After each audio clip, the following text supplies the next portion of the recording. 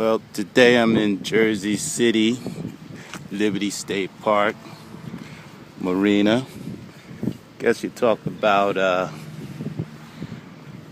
minimalist living.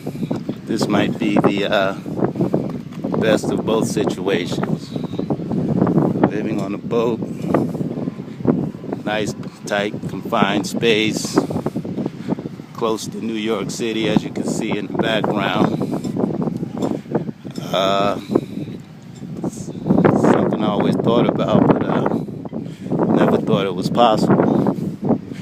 Just get a nice 40-foot sailboat, decent price. I don't know how to sail, but probably won't be sailing for a couple of years anyway. Guess you have to check out the accommodations, see how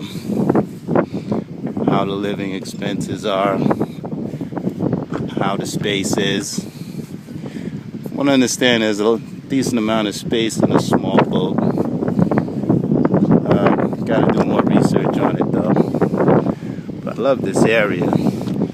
Hop, skip, and a jump from public transportation, New York City, the airports. Maybe expensive though.